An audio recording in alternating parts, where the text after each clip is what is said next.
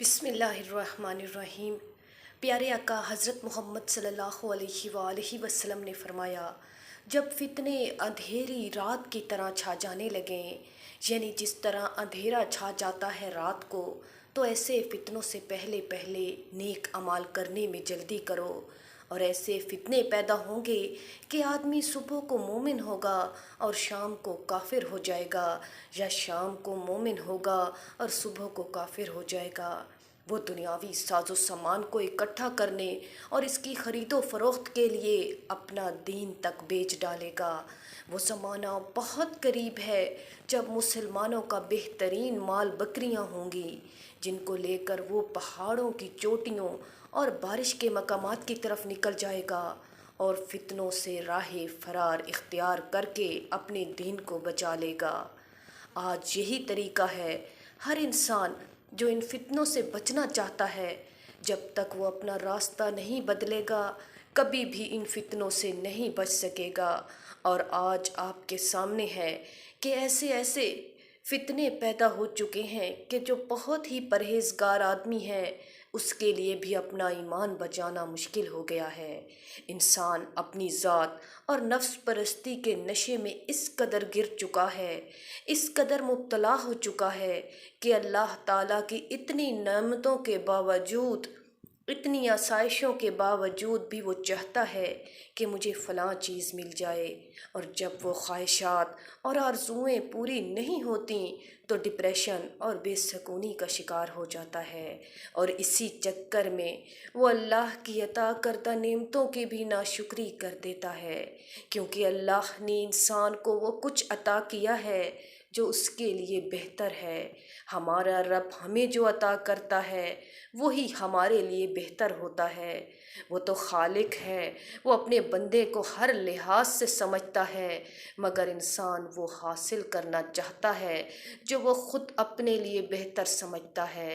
اللہ تعالیٰ فرماتا ہے کہ ہو سکتا ہے تم ایک چیز کو ناگوار سمجھ رہے ہو جبکہ وہ تمہارے لیے بہتر اور ہو سکتا ہے کہ تم ایک چیز کو اچھا اور پسندیدہ خیال کرو مگر وہ تمہارے لیے بری ہو۔ چیزوں کے اچھا برا ہونے کو تم نہیں جانتے، اللہ جانتا ہے۔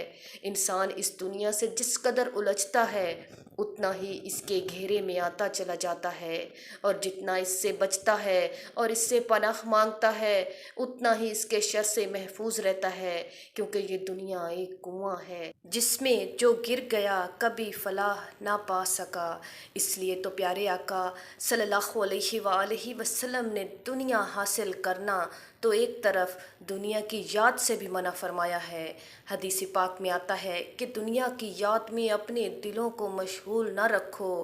آج پیارے آقا کی امت پریشان ہے، سکون ڈھونڈ رہی ہے کہ کسی طرح سے سکون مل جائے، پریشانی ختم ہو جائے، حالات بہتر ہو جائیں۔ یہ سب اس وقت ہوگا جب ہم اللہ کا ذکر کریں گے، اللہ کے ذکر سے اپنے دلوں کو آباد کریں گے۔ دنیا کی لالچ، حرص مال و دولت کی کثرت، خواہشات کو چھوڑ کر جب ہم اللہ کی راہ میں نکل چلیں گے، اللہ کی یاد کو اپنی زندگی کا حصہ بنا لیں گے، تو پھر ہماری ساری پریشانیاں ختم ہو جائیں گی۔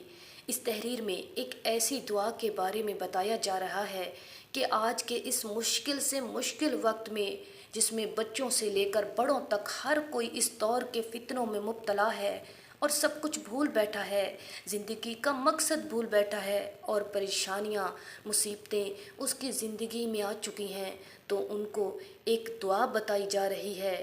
پیارے آقا صلی اللہ علیہ وآلہ وسلم کی بتائی ہوئی یہ دعا ہے۔